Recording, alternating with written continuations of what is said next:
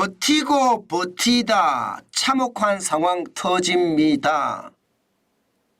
여러분, 이 말이 사실일까요? 저는 사실일 가능성이 굉장히 높다고 생각을 합니다.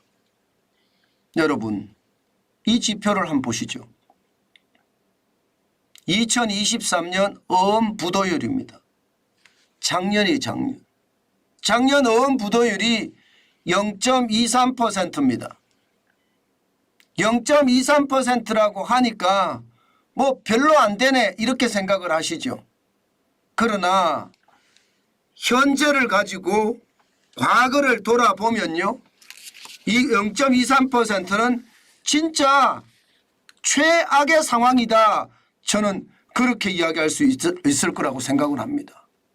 왜냐고요? 여러분 이거 한번 보세요.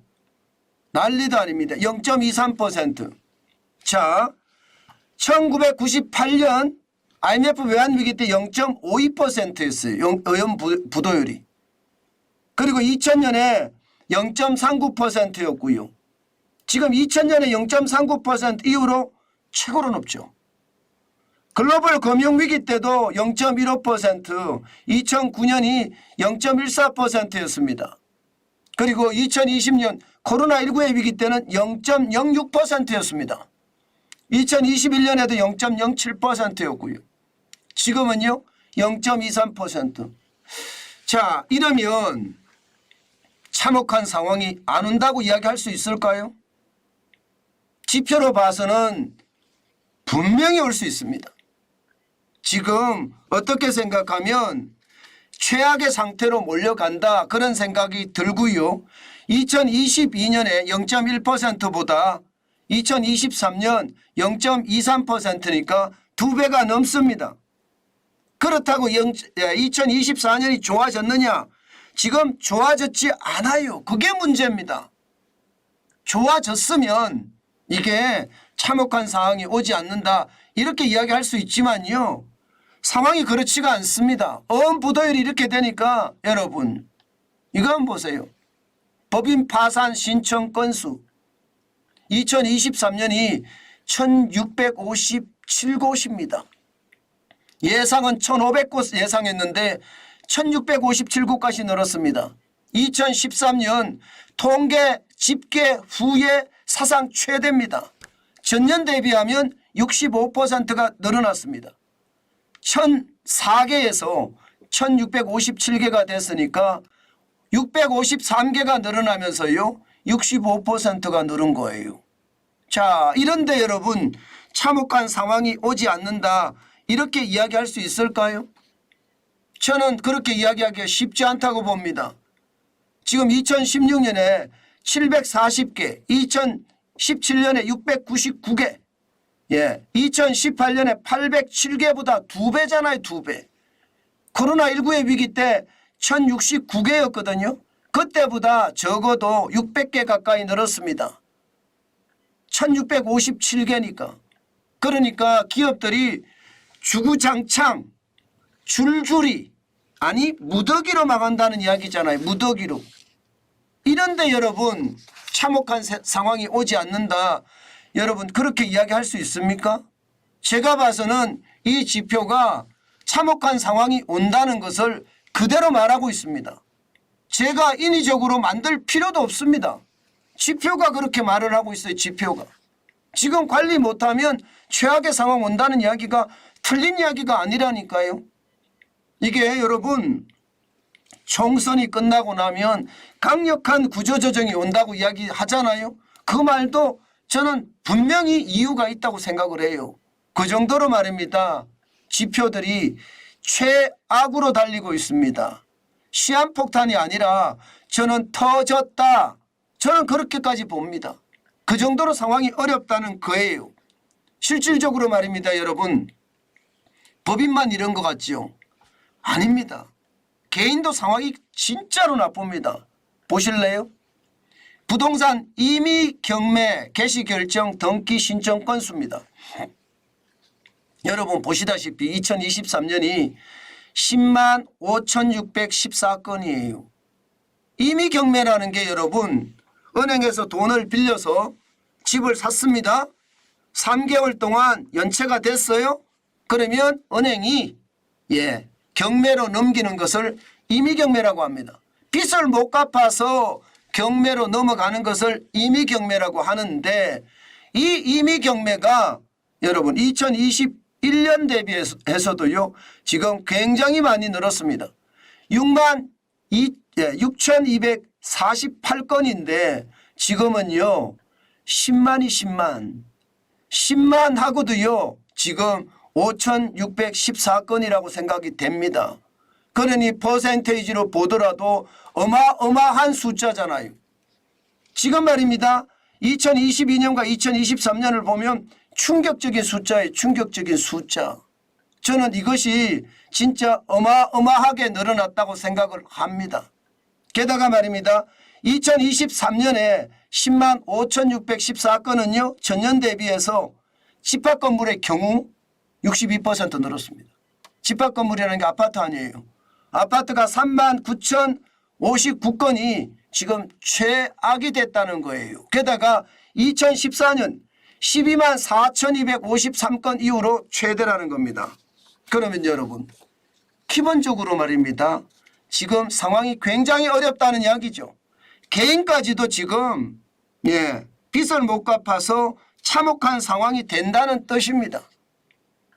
제가 인위적으로 지표를 만들어내는 것이 아니에요. 있는 지표를 가지고 이야기를 하는 건데 그 지표를 보니 참혹한 지표들이 계속 쏟아지고 있는 겁니다. 법인은 법인대로 망하고요. 개인은 영끌해서 집이 경매로 쭉쭉 넘어가고요. 그러면 여러분 우리 경제가 온전할까요? 참혹할 상황이 안 올까요? 참혹한 상황이 올 가능성 굉장히 많습니다. 게다가 말입니다. 이거 보세요. 이거 부동산 PF 대출 증가율 말입니다. 지금 이 부분에 대해서는요. 이복형 금융감독원장이 이금융권에다가 뭐라고 했습니까? 충당금 더 쌓아라. 아니면 점검하겠다. 이렇게까지 이야기했습니다. 그 말은 여러분 지금 상태가 굉장히 어렵다는 거예요. 어디나 할 것 없이 말입니다. 이금융권 보험사도 뭐 지금까지는 괜찮다고 하지만 이게 까봐야지 알거든요. 43조 3천억 원이면 적은 금액이 아니기 때문에 1금융권은 문제가 없다고 이야기해요. 이것도 까봐야지 합니다. 문제는 2금융권이 훨씬 더 어렵겠죠. 증권사 같은 경우는 최악이잖아. 6조 3천억 원이.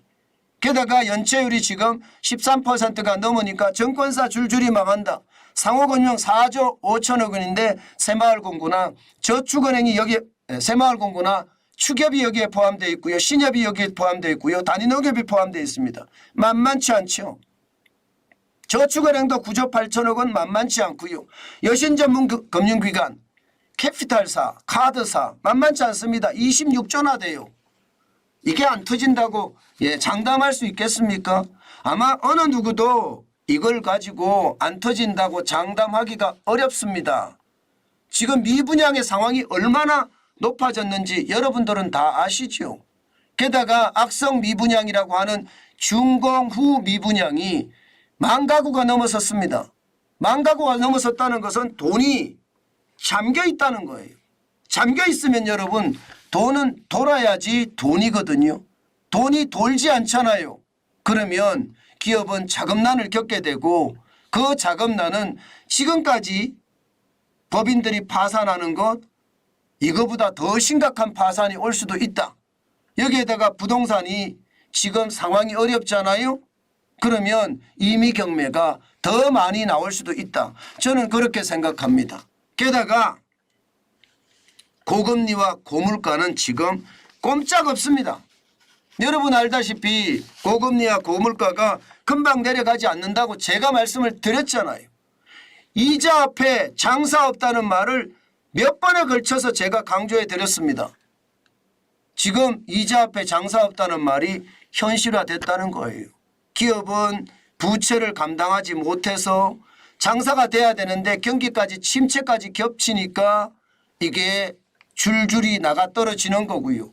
개인도 갚다가 못 갚으니까 결국은 은행이나 금융권에서 그냥 임의경매로 넘기는 그런 상황이 벌어지고 있다는 뜻입니다. 이제 말입니다. 부동산 PF 대출에 대한 상황이 더 심각해지면 결국 말입니다. 경기는 경기대로 힘들어지고요. 경기가 힘들어진 상태에서 고물가와 고금리는 직격탄 정도가 아니라 핵폭탄급으로 다가올 겁니다.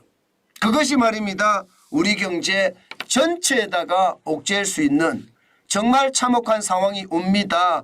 그 말씀과 틀리지 않습니다. 저는 여러분에게 진짜 여러 차례 경고해 왔습니다. 정관진 TV가 너무 비관적이다. 이 사람 또 이런 말 하고 있네. 이렇게 많은 사람들이 저한테 비아냥거리거나 조롱하는 사람들이 많거든요. 그런데도 제가 끝까지 제 소신을 굽히지 않고 가는 이유는요. 지표가 그렇게 안 나옵니다. 지표가 추세선으로 봤을 때 그렇게 나오는 게 없습니다. 그러니까 진실을 진실로 알려야 되잖아요. 그래서 제가 요걸 먹어가면서 저는 끝까지 제가 생각하는 원칙을 고수하고 있습니다. 물론 또 이것 때문에 노딱이 많이 붙겠죠. 저는 노란 딱지가 붙어서 수익률이 떨어진다고 하더라도 제가 할 이야기는 꼭 할 겁니다. 그러면서 지금 우리 경제가 얼마나 어려운지 이런 상태에서 우리가 투자를 어떻게 해야 되는지 그 정확한 방향을 여러분에게 제시도 하고요. 또 여러분들하고 함께 소통하면서 집단지성으로 쌓기도 할 겁니다. 지금 현재는요. 분명히 참혹한 상황이 점점 다가오고 있다는 것이 현실이다. 저는 그렇게 결론을 내겠습니다. 지금 이대로라면 최악의 상황 저는 갈 수 있다. 이렇게 생각합니다.